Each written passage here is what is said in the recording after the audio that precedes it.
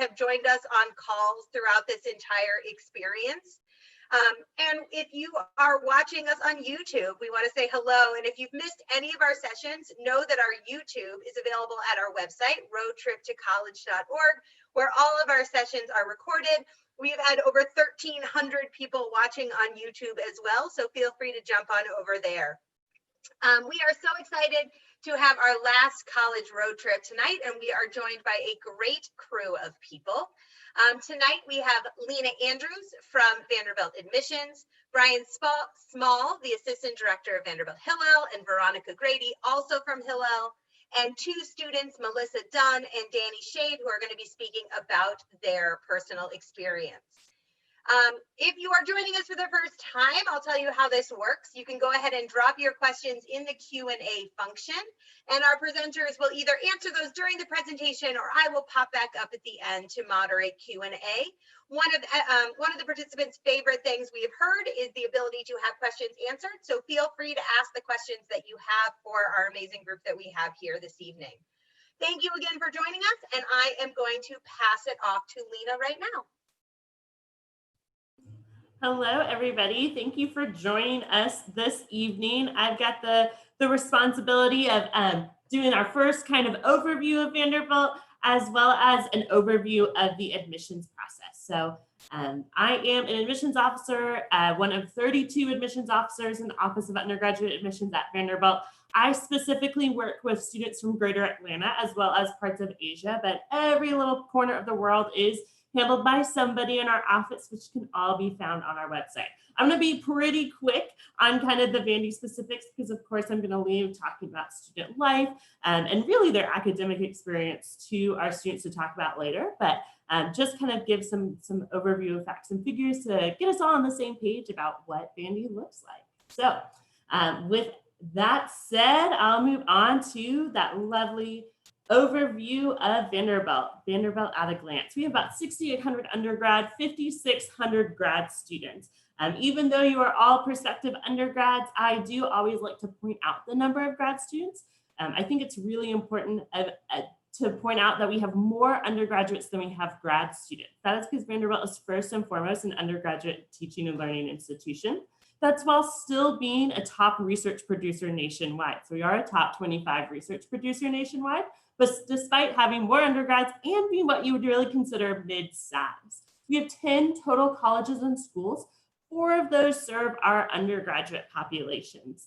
However, all 10 colleges and schools, including the full might of our School of Medicine, School of Nursing, Law School, etc., are located on the exact same 330-acre campus. That's something that's really important to consider for students who are maybe already thinking about grad school of some kind. Know that we have a ton of options to get involved in research, take advantage of the full kind of might of the libraries, the faculty knowledge in those graduate schools from your very first day on campus. You don't have to worry about transportation to get to medical labs. They're all right there from the very beginning. 67 undergraduate majors across my 4 undergraduate schools, so a lot of variety in what you can study, what you can learn. 420 plus student-run organizations. Vanderbilt is definitely a place where our students are just as excited about what's going on outside the classroom as they are what's going on inside the classroom. And it's something that our panelists will really expand upon later. And then 42% students of color. This is a statistic that we are particularly proud of. Vanderbilt has worked really hard over the past 25 years to become an increasingly diverse institution in a number of ways, and racial and ethnic diversity is certainly one of those ways we like to talk about diversity. We'll talk about some of the other types of diversity on the next slide, but I can't skip past this slide without touching on our favorite Vanderbilt statistic. We do have a 3-to-1 squirrel to student ratio. That is a real number that a grad student came up with in the 90s. So it is a totally outdated number, but a real number nonetheless. And it's just a way to brag about all of our trees and green space, all the squirrel habitat we have on campus. For those of you that are familiar with Vanderbilt, have seen pictures before, or just even looked at us on a map, you'll notice we're right in the heart of Midtown Nashville, really within walking distance of all the amenities that the city can offer. But despite being in that urban environment, we really do have a true park-like bubble. We kind of call it the Vander bubble. You feel like you could be kind of off in a small college town while on campus, but you step off right into the heart of the city. And our squirrels really love that. They love that park-like feel. But to kind of talk about a couple of the ways we like to talk about diversity on campus, this is kind of a fun visual representation of our diversity and our geographic diversity. We do pull students from all 50 states and 92 different countries that from across the world. Just over 20% of our students are from the Southeast, and about 11% of our students are international. So truly a wide variety. You can see our top 5 states come from 4 different regions of the country. So everyone's coming from everywhere, but of course my Georgia students are pretty well represented on campus. Other ways we like to talk about diversity beyond just racial and ethnic and geographic diversity is of course our religious diversity. Vanderbilt was founded as a Methodist institution back in 1873, but we separated from the church in 1915 and have not been directly affiliated with any religion since then. What that means is it allows us to have a really active Office of Religious Life and Chaplain's Office, as well as student organizations and different organizations like Hillel that are really, really active on our campus and see a lot of support. Of course, we'll expand on that more later, but the final way I like to talk about diversity on campus is, of course, our political diversity. Vanderbilt is a place where we really like to be able to facilitate different political discussions throughout the year and bring students from across the spectrum. And I think we've done a pretty great job of doing that.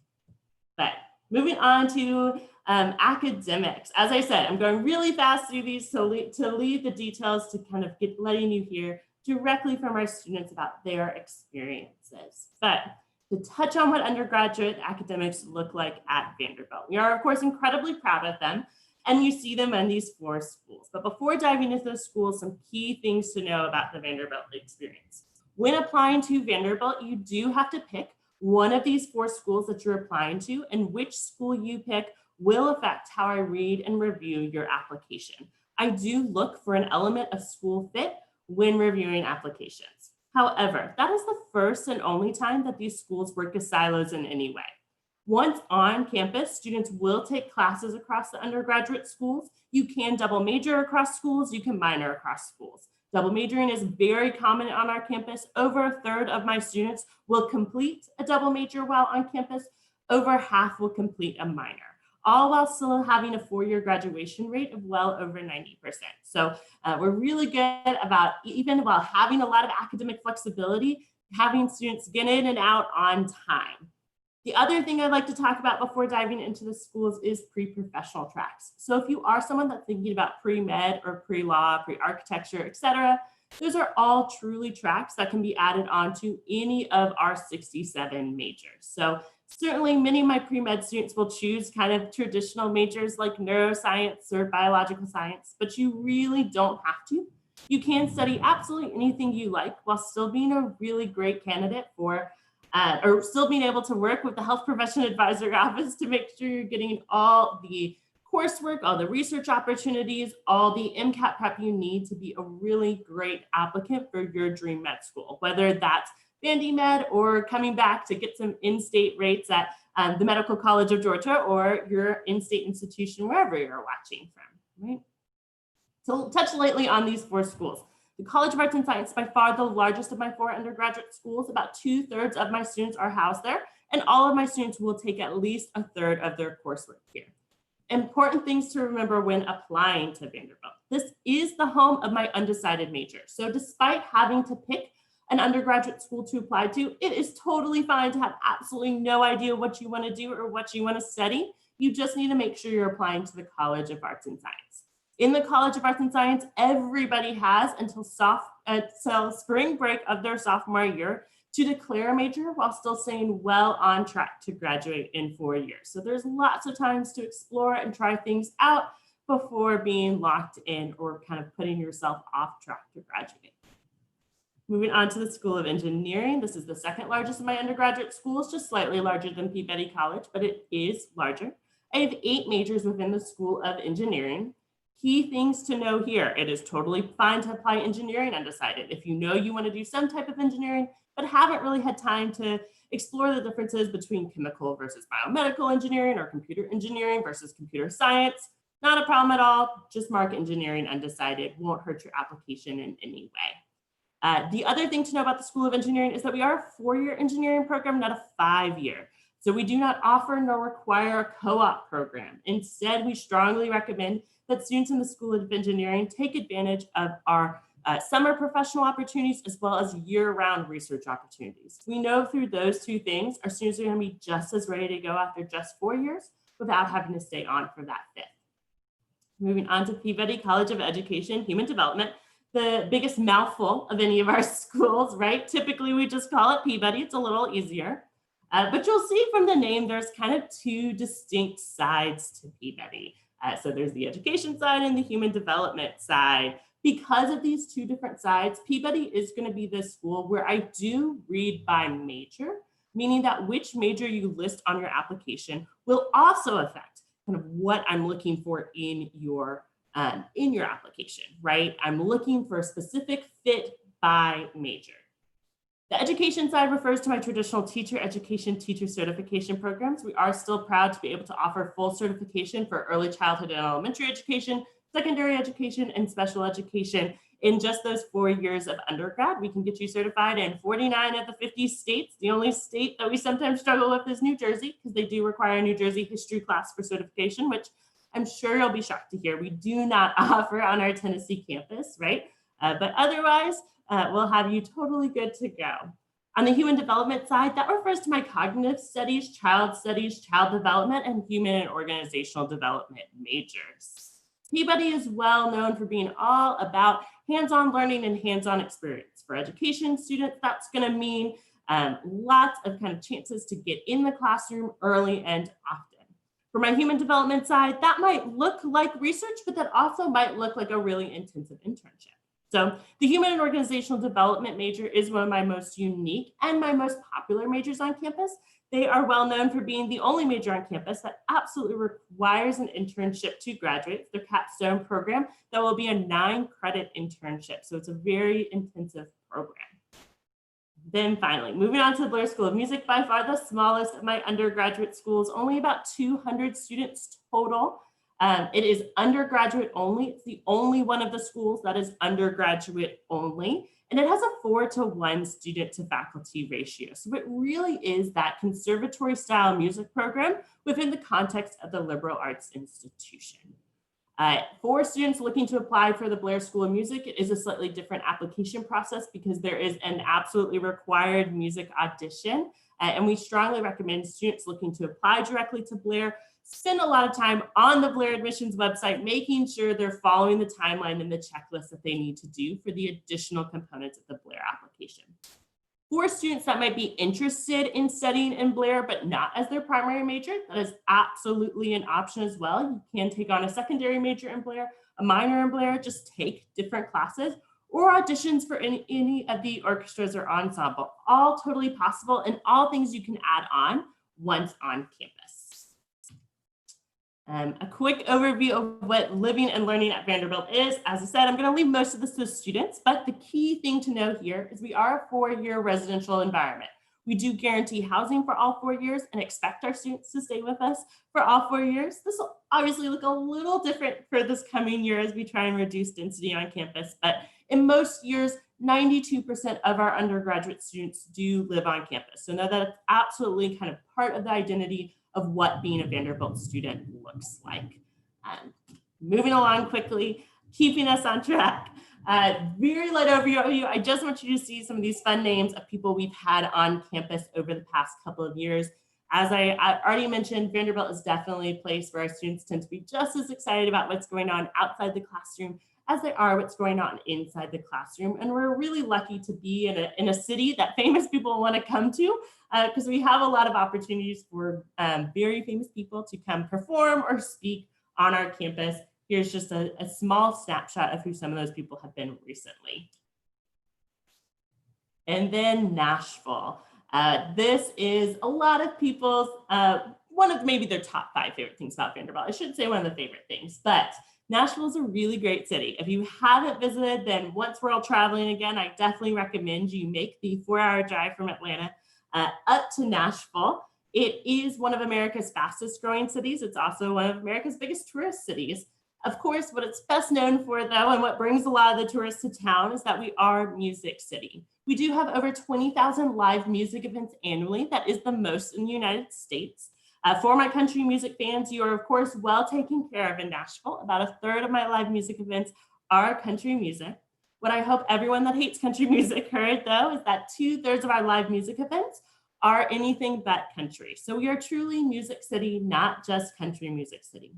In addition to music, there's a lot of things going on in Nashville. As I said, it's one of the fastest growing cities in the country. That looks like more than 100 people a day moving to the Middle Tennessee area. So a really quickly changing, bustling place, lots of great restaurants, lots of great entertainment, of course.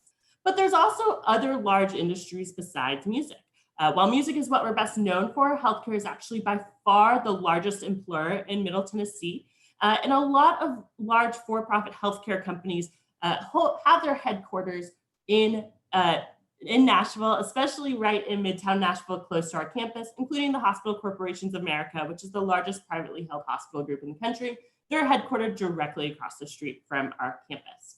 In addition to that, we have large kind of enclaves of the publishing industry, as well as the auto industry. So both Nissan, Mitsubishi, and Bridgestone all have their North American headquarters in the greater Nashville area. So lots of great internship opportunities there. And then finally, I'd be remiss not to also mention we are the state capital. The state capital is actually just a mile from our campus. So there's a lot of great kind of government and public policy opportunities and internships available in the Nashville area as well, often within pretty close distance of campus. Maybe not walking distance, but not too far. So moving on to the part you really want to hear about specifically from me, admissions. What does the admissions process look like at Vanderbilt? We always start with this spirit of admissions. This is the statement that every admissions officer has on their desk when they're reading applications from November through March. We're really focusing on this idea of this concept. So definitely go ahead and read through this to me. The key things I really want you to get here, right? First of all, dignity and respect. That's a really big part of our process. We want to acknowledge the fact that it has become a very high volume process. So we might not get to know each applicant individually in a way that we would love to, but we still want you to feel the appreciation and honor that we feel that you've chosen to spend time getting to know Vanderbilt, getting to learn a little more about us, that you've taken this time, this hour out of your life to come hear from us about what Vanderbilt looks like. That is quite the honor, and we are so thankful that you're spending this time with us, and we hope you feel that throughout your application process. Other things I hope you see here is that we're always looking for reasons to admit rather than reasons to deny. My favorite part of my job is that I have a territory that I work with, specific students that I'm responsible for, and that it's my job to advocate for throughout the process. If I had it my way, all 1,600 students in each entering class would only be from my areas of Greater Atlanta and my areas of Asia and nowhere else, right? Now, I never am going to win that battle, but that's the fight, that's the battle that I get to make every single time. I do not sit in front of an application with a red pen looking for the errors, looking for why the student wouldn't be a good fit. It's the complete opposite. I'm looking for what every student is going to bring and could bring to Vanderbilt's campus. But what that actually breaks down to, we practice what's called holistic admissions, meaning we're looking at absolutely everything you submit. It is all on the table to be considered as part of our process. But it really boils down to these 5 things. First, and of course, most important, what every school ever is going to tell you is the most important, is your academic achievement. Have you taken the most challenging curriculum reasonably available within the context of your high school, and have you excelled at that curriculum, right? I don't have any kind of average GPA. I'm trying to understand what your GPA means within the courses that you've chosen within the high school that you attend. Then standardized test scores. This is kind of an odd one this coming year. Vanderbilt has gone test optional for students applying for fall 2021. So this will look very different. If you're looking for the full kind of context on what that specifically will mean for Vanderbilt, we did do a really lengthy blog post just last week on it to really kind of dig into what that'll specifically mean for Vanderbilt for next year. To find that, just go to admissions.vanderbilt.edu and then go down to our admissions blog. And you'll get that full set of answer, full set of context. But we will be test optional, SAT or ACT, SAT2 subject tests, AP test scores, IB test scores, all totally optional in our process. The writing section for SAT, ACT has not been something we've considered for as long as I've worked in the office, so certainly don't worry about that test score. Moving on to letters of recommendation. We do require 3 letters of recommendation, 1 from your high school counselor, 2 from teachers. Those teacher recommendations we highly recommend come from the junior or senior year and come from one of your 4 core subjects or foreign language.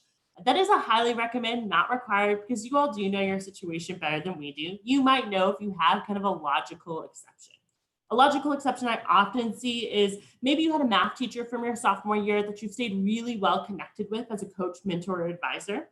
As long as that person knows who you are as a senior, not just who you were as a sophomore, that can still be a really powerful letter of recommendation. Personal essay, everyone's favorite part of the application. While it might not be your favorite part to put together, it is truly my favorite part to read. This is a really good time to kind of remind you that my job is not actually to evaluate people or human beings. Very rarely have I ever gotten the chance to meet an individual in person before I open up their application, right? I'm learning about you. I'm forming a picture and an idea of you solely based off of 15 or 16 pages in front of me on the screen. So what I need from you is for you to show me your humanity, right? Show me your personality. And the essay is the perfect place to do this. The perfect place to give me a sense of who you would be as a classmate, as a roommate. I'm building a community, and getting a sense of your personality is really important to the process and for me being able to advocate for your Vanderbilt fit, right? And then finally, there's extracurricular activities, leadership, and engagement. These do hold a pretty heavy weight in our process. We are really proud of how highly engaged our students are on our campus. So this is where we get to see that come through as part of the application process. The best tip I can give you here is that 99% of the time, humility is a really great trait to have. But this coming year, if you're a rising senior or whenever you're filling out your application, right? Filling out the application is not the time to be humble. It is the place to brag. It is the place to tell me everything so I can be the best advocate possible for you in the admissions process. But to kind of break down what that actually ends up looking for our class. Last year, for the second year in a row, we saw just about 37,000 applications. Because I've got 1,600 beds available in my first year housing, that did end up being an admit rate of just over 9%. You'll see those testing averages, of course, a little less relevant for my students looking to apply for the class of fall 2021, but it can still give you a sense of kind of where our pool was falling.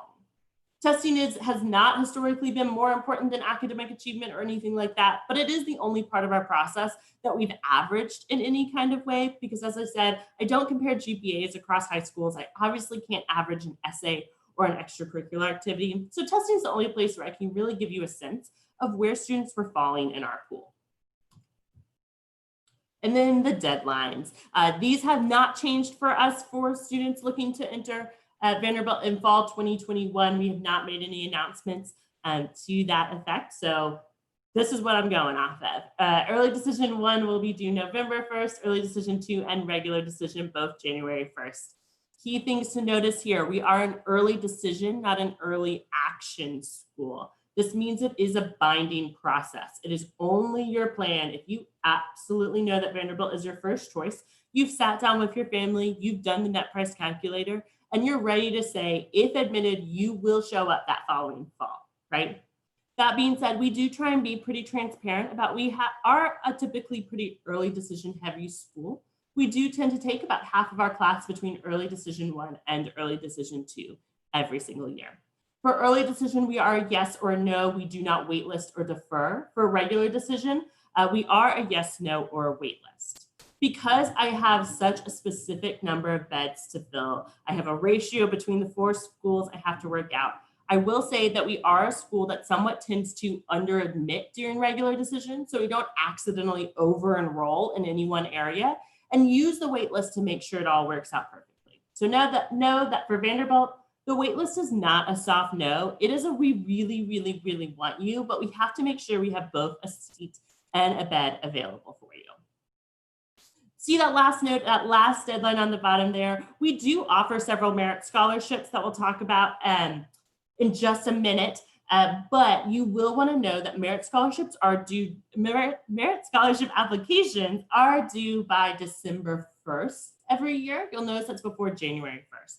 All that means is that if you're looking to apply regular decision or early decision 2, you're actually going to want to have your portion of the Vanderbilt application or the Common App Coalition or QuestBridge application. We accept all 3. You're going to want to have all 3 of those, or all 3 of those, one of the 3 submitted to Vanderbilt by the end of November. So you have time to gain access to the My App VU portal where the scholarship applications will live. And then to really quickly give you a nice overview of our financial aid, Vanderbilt is incredibly proud of our financial aid.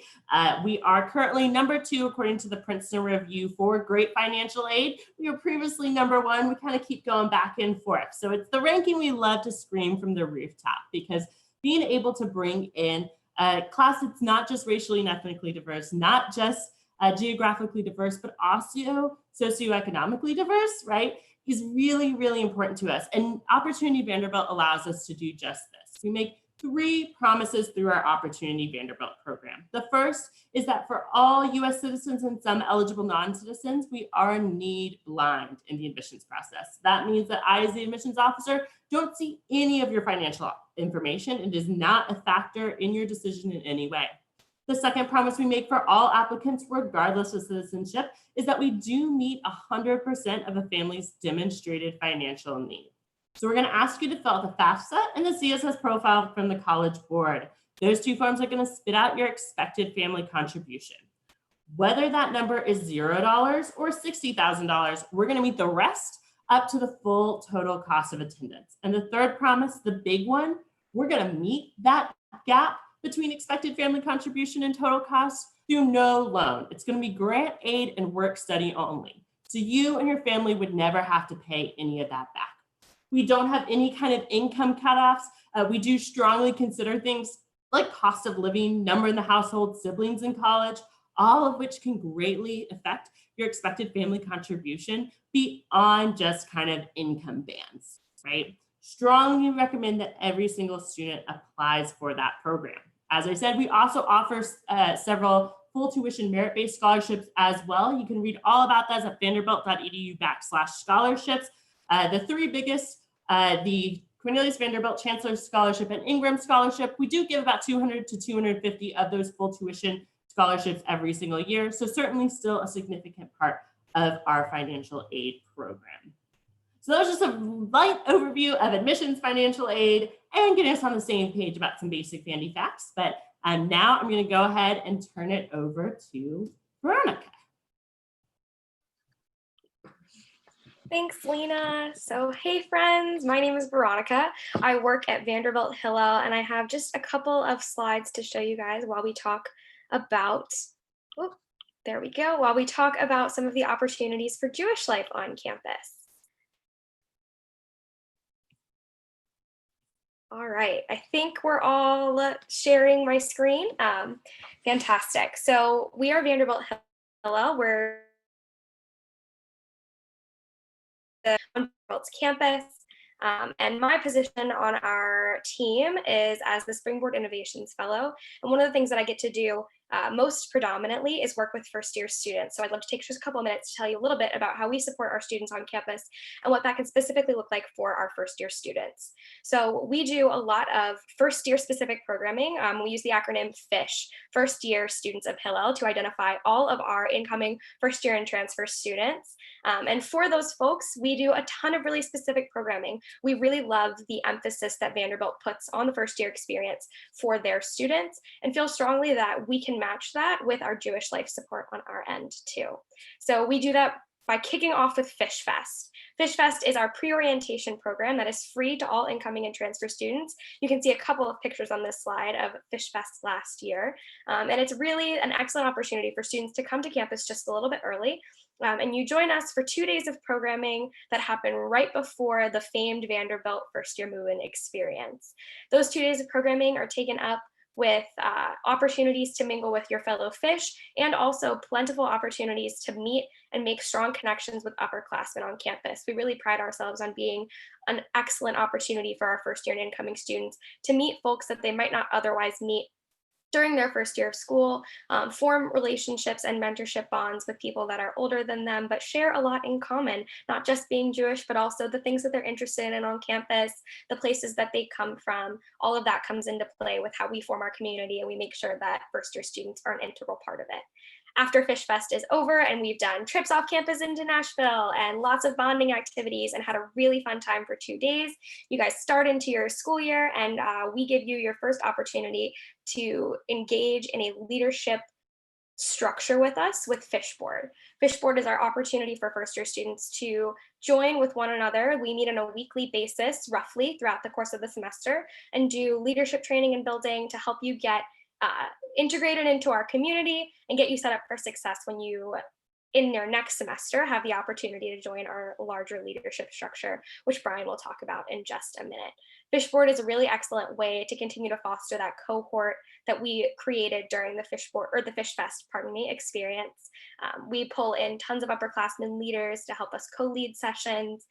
We do also some off-campus activities during the course of Fishboard. One of our most highly renowned or highly rated activities that we do with our first year students every year is an escape game. So we make sure to take you guys there every year too.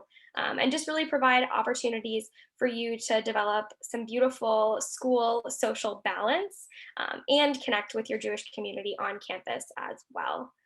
Lastly, I'll just touch on our Big Fish, Little Fish program. That is a one-to-one mentorship program that we offer our students. Big Fish are upperclassmen. We actually have a two-time Big Fish on this call, Melissa, and I can give her some time to talk about the first year experience too, and she can explain why that's relevant for her. And Danny, who's also on this call, will be talking in a minute, has been a little fish himself, as has Melissa. But the two of them can speak a little bit more to that mentorship structure. But essentially, we work to pair students based off of common interests, intended majors, hometown, things that'll make that transition into friendship more easy. And then the Big Fish take on a lot of responsibility during the fall semester, and they're excited to do it. They take out their little fish for lunch. They introduce them to their classes on campus. They talk with them about their professors, help them register for classes second semester. We're really proud of our Big Little Fish pairs that throughout the course of their 4 years become close friends, roommates, and all the rest. And it all starts with Hillel. And one other thing that I do definitely want to highlight and touch upon is our wellness programming. Adjusting and adapting to college is not easy, and Vanderbilt offers a myriad of opportunities for support on campus, one of which are our religious life opportunities, including Hillel. Hillel works exceptionally hard to focus our programming to make sure that our students are feeling supported on campus as holistic individuals. We have a lot of different programming throughout the course of our academic year that is really focused on making sure that our students know that they've got a support system in our walls, they've got their family, their Hillel fam, as we like to call it, to lean on. And some of that looks like spiritual growth and development. We have an incredible Ethics with Emily program that Danny will be able to touch on in just a bit, being an active participant himself. We have other health-focused wellness programming and just tons of opportunities for students to make deep, meaningful connections with their peers and with our staff, so that they're making sure that they're feeling supported on campus and we can give them all the resources and tools that they need to be successful, happy, healthy, well-adjusted college kids. So all of that on one foot, so to speak, and I will pass it on over to Brian to tell you a little bit more about our program.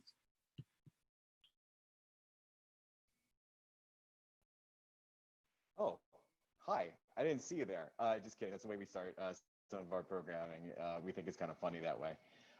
So my name is Brian Small. I'm the assistant director at Vanderbilt Hillel. This is my 14th year in the field and my 4th year working with Vanderbilt in particular. I'm passionate about higher education, the Nashville Predators, bow ties, and hot dogs. I'm going to do everything I possibly can to fill in some of the questions I know that you guys have before we let this go to our students, and they can really give you the best picture of what an amazing school, what an amazing Hillel program Vanderbilt has.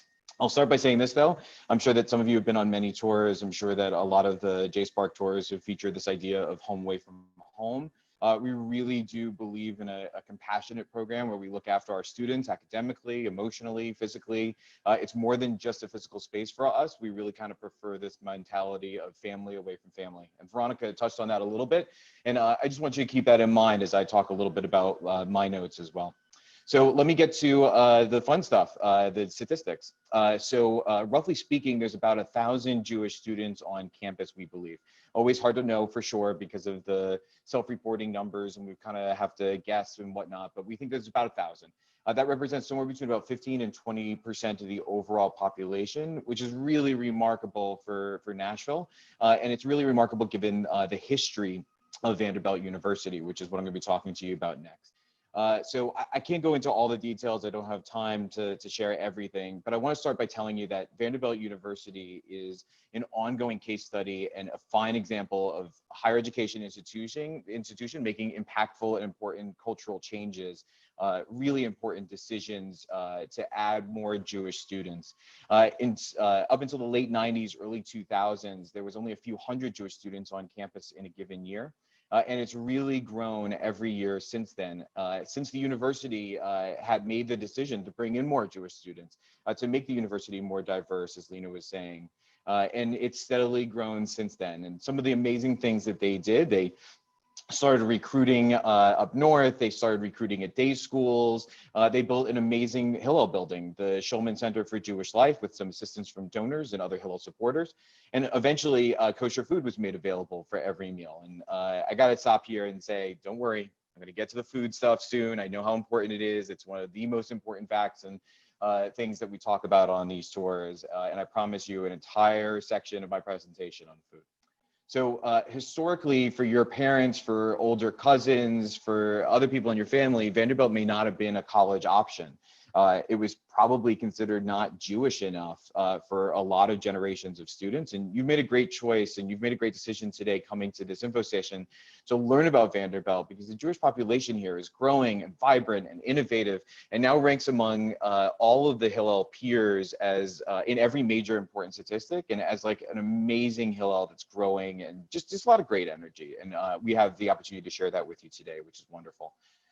So our programming and engagement philosophy, we try to keep each one of those 1,000 Jewish students on campus engaged through micro communities and a ton of leadership opportunities. We have many, many, many different small groups, clubs, organizations that cater to a variety of different student interests. From our Doors to Israel, to our fantasy football league, to our Torah study group, to a hiking group. We had a bachelor watch party, all the important stuff. We have a little something for everyone. Those micro communities, in addition to our student board structure, provide something like 150, close to 200 leadership positions with varying degrees of involvement and time commitment.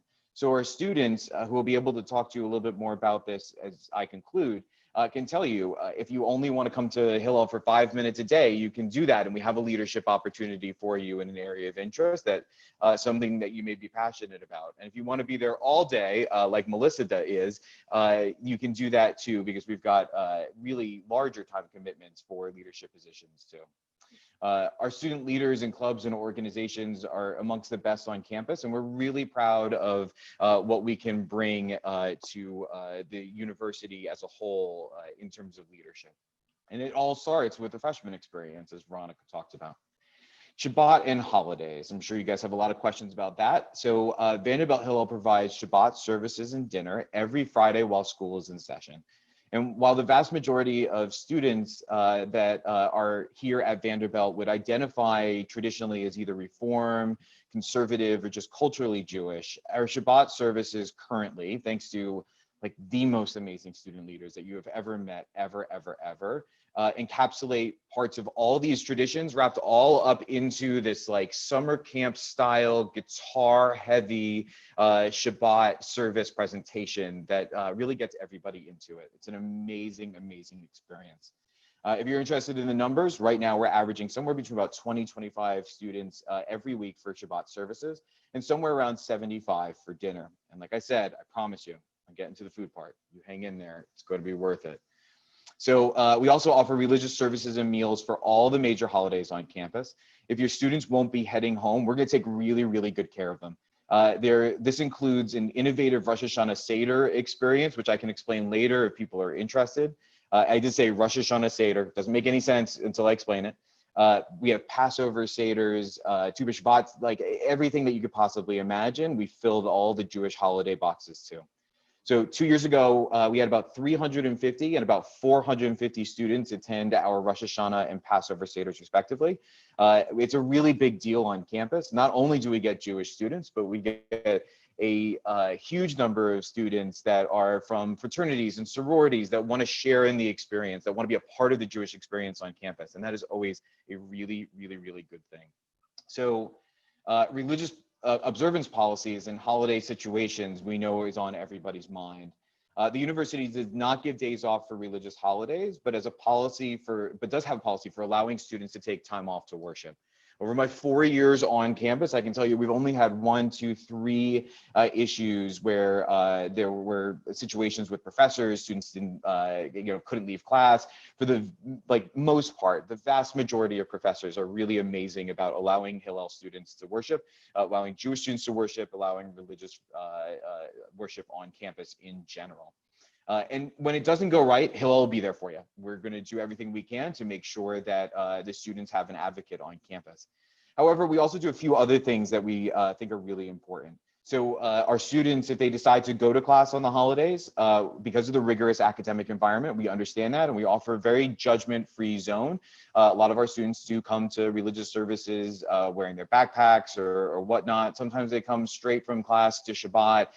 We are totally understanding of that and a welcoming environment for whatever choices that students make.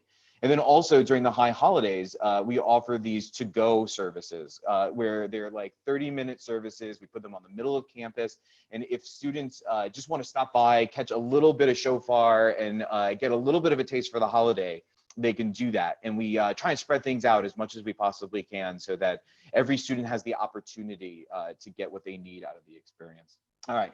Now onto the important stuff. Let's talk about the food. So I buried the lead a little bit. I wanted to keep you guys interested in the food. Yeah, I'm sure that a lot of you have been on multiple tours and a lot of you maybe know of other Hillels or whatever. We have a secret weapon. We have the greatest thing in the entire world that makes every other Hillel second rate. We have Goldie.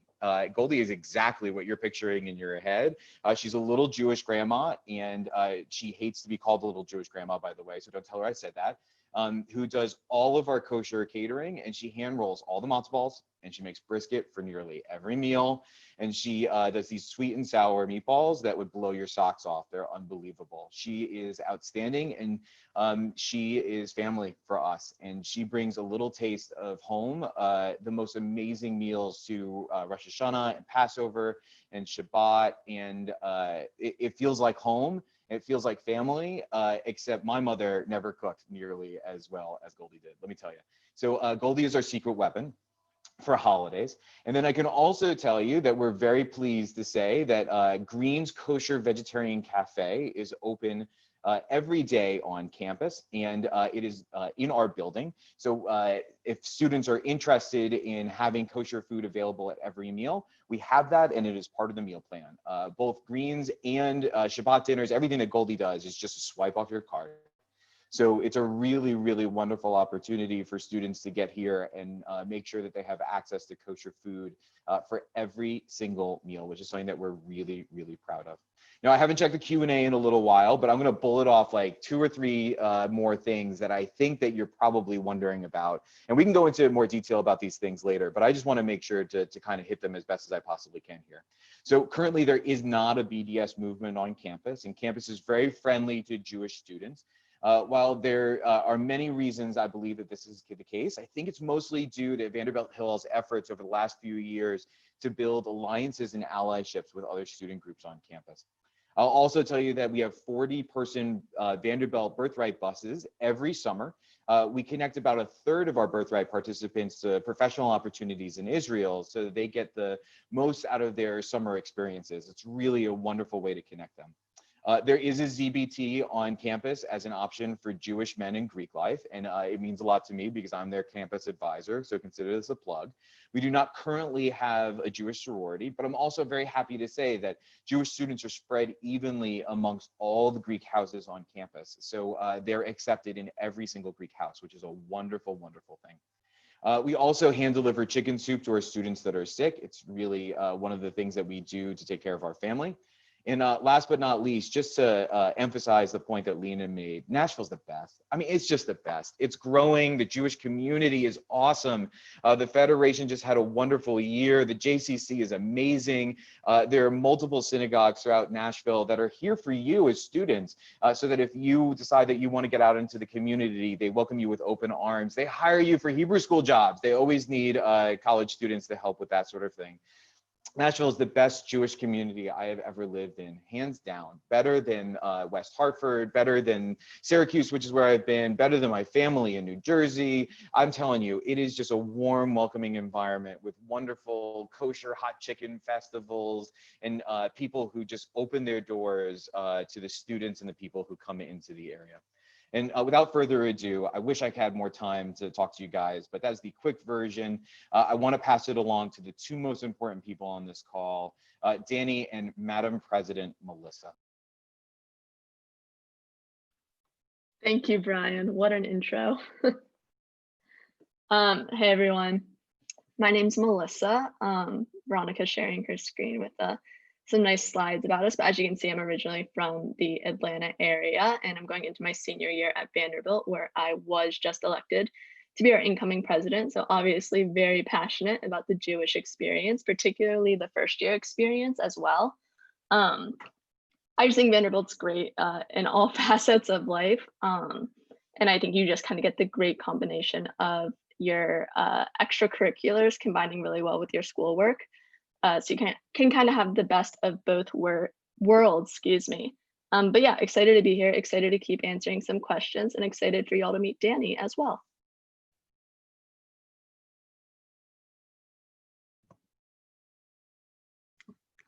Hi, everybody. My name's Danny Shade. I'm from Deerfield, Illinois, a suburb of Chicago. And I guess I'll spend some time talking about my thoughts behind deciding to go to Vanderbilt, as well as my social and academic experiences that I had last year as a freshman. So I guess my path towards choosing Vanderbilt is interesting because going into senior year, Vanderbilt really wasn't on my radar. But one of my hometown friends that was at Vanderbilt at the time invited me to stay with him for a weekend in the fall. And during that weekend, I had the opportunity to hear a few student stories and experiences. And through those conversations, I was able to pick up on the fact that people are just really happy at Vanderbilt, regardless of major.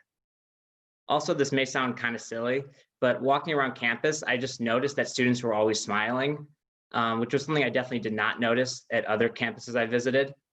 And then, of course, Vanderbilt also checked all of the boxes that I was looking for, such as like having that personal experience for students, but then also being having the opportunities and like research of a big university.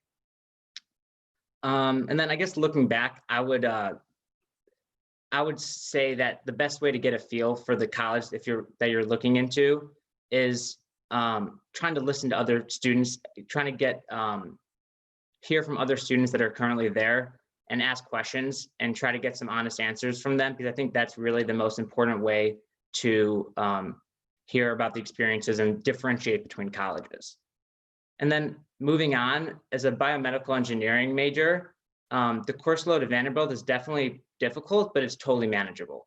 I was concerned about finding a good balance at school as an engineer, but I can say now that Vanderbilt is that is very possible, and that the most engineers find that balance. Like for me, starting class early, like around 9 a.m., and then having the afternoons to study, and then the evenings to do clubs and social events is kind of the way that I found to have my balance.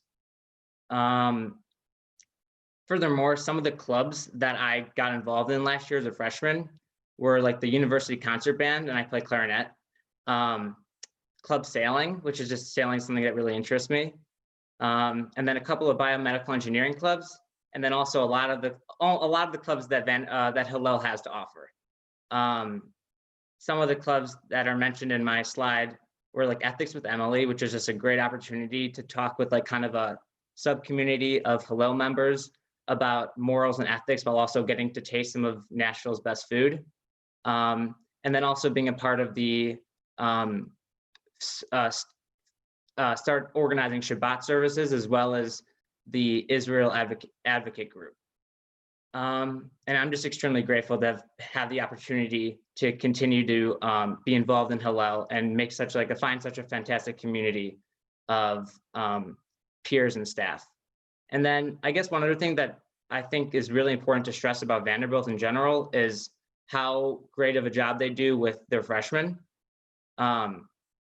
Living on Commons, which is the freshman area of campus, is really something that I think Vanderbilt does incredibly, because all the freshmen are living in the same dorms, and there's all these different events that get freshmen to meet each other. And some of my best friends I made last year were all the friends on my floor that we got to have floor events and do other things that I can say now that like definitely helped to create like an amazing social scene for freshmen.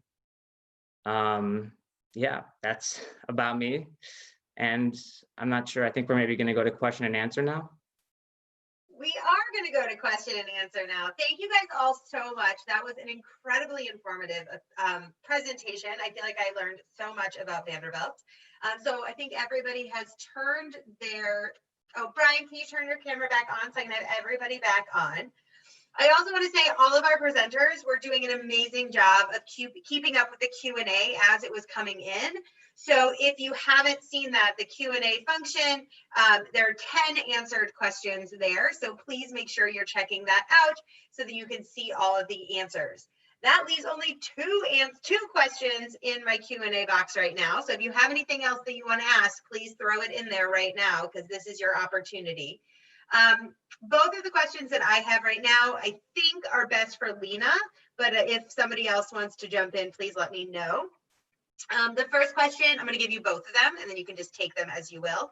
The first one is about study abroad. And the second one, we have someone on the call who's both their parents went to Vanderbilt, and they would like to know how that's going to help them, or if that's going to help them in their application process. So I'll throw that to Lena.